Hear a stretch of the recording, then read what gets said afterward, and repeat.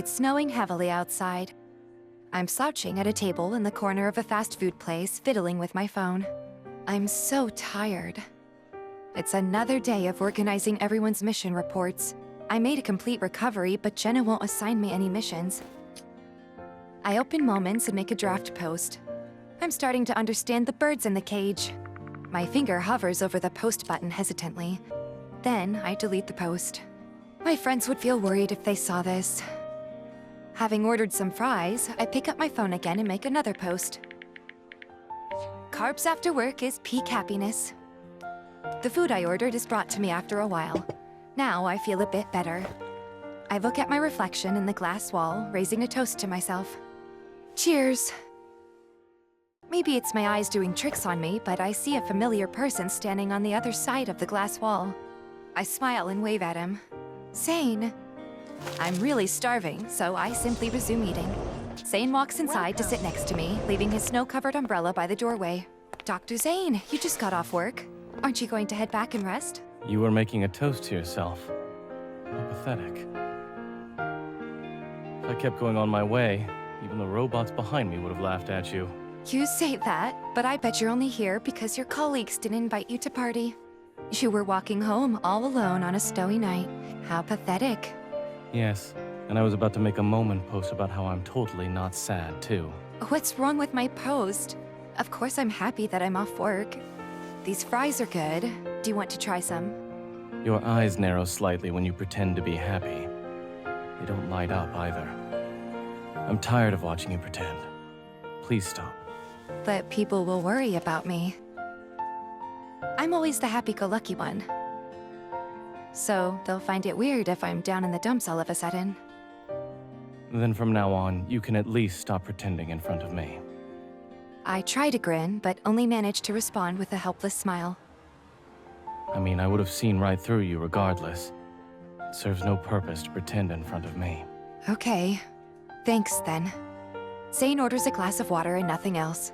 He looks at the snow outside the window, deep in thought. I can't read his expression. Phew, that was such a good meal. Let's go. I'm walking you home. Did you know hunters are capable of walking home at night? Take a look outside. Are you sure about that? Under the dim streetlights, the heavy snowfall obscures the sky. Since when did it start snowing so much? Did you bring an umbrella? No. Zayne walks to the door. He pulls his umbrella out of the umbrella bucket and glances at me. You've looked at the snow long enough. Hurry up. Maybe it was because the holiday season was approaching, but everyone on the streets walked in pairs. Zayne and I were the only ones walking side by side, staying silent the entire time. Dr. Zayne, do you want to try the tacit understanding challenge with me? No, it sounds boring. Which ingredient should be left out of a burger? Cheese or onions? Cheese. A burger is pointless without cheese. Don't even think about touching it. It contains too much trans fat. No. Cheese is love. Cheese is life. All right, second question. Americano or latte? I prefer milk tea, but it's nice to have a hazelnut latte when it's snowing. Dr. Zayne, didn't you say this was boring? It's always interesting to watch you try to start a conversation. Well, that's how I get to see you contradict yourself. Totally worth the effort. Do you prefer sitcoms or action shows after work? Sitcom. Me too. There are currently 3 variety shows running. Which one do you like to watch? The one that uses holograms to make its guests try and survive the Jurassic period. Unexpected challenge, right? I love that one too. The preview trailer they posted last week was so cool. I raise my hands in excitement. However, Zayne seems to misunderstand as he reaches out to give me a high five. A glimpse of the soft smile on his face stops me from bursting into laughter at Zayne and his misunderstanding.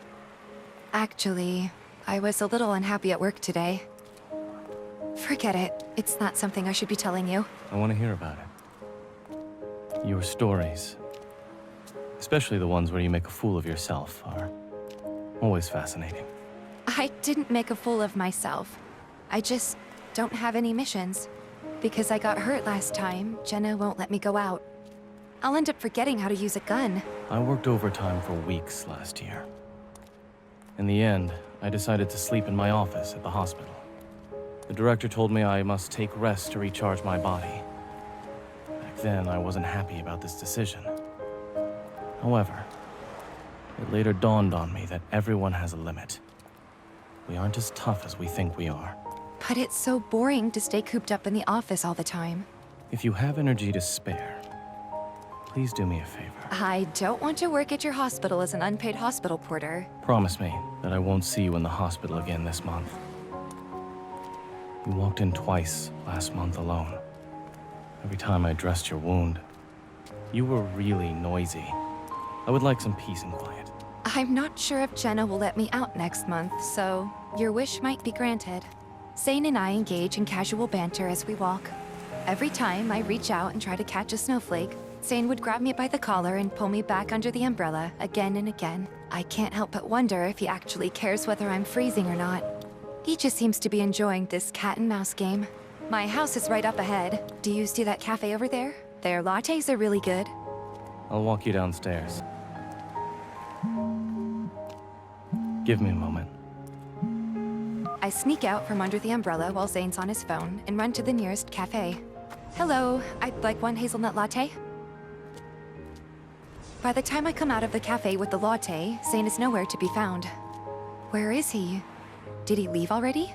I anxiously look for him on my tiptoes. Then I see Zayne standing not far away from here with his umbrella, looking for me. Zayne quickly turns around and sees me in the crowd, as though we had a telepathic connection. What are you looking for? I'm right here. Excited, I run towards him while waving my hands, almost tripping over some snow.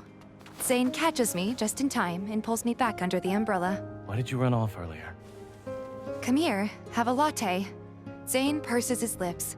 He holds the paper cup with both of his hands as the stoic look on his face gradually softens.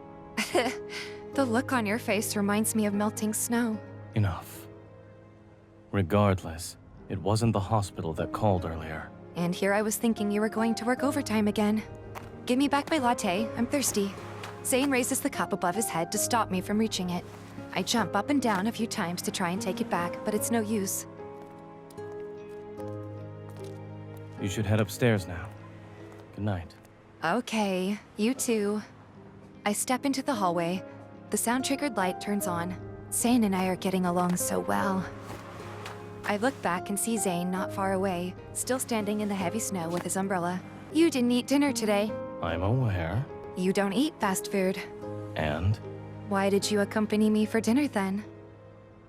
I bet you saw me frustrated from work and found it so amusing that you just wanted to watch me longer. Right. Zayne nods, pretending to agree with what I said. More or less. You like to see me frustrated. He wears a smile of resignation in his eyes, but what comes out of his mouth is completely opposite. Correct. Okay, goodbye then. I raise my hand and wave at him, trying not to laugh. As I turn to leave, Zayne seems to raise his hand and wave at me too, mirroring my action.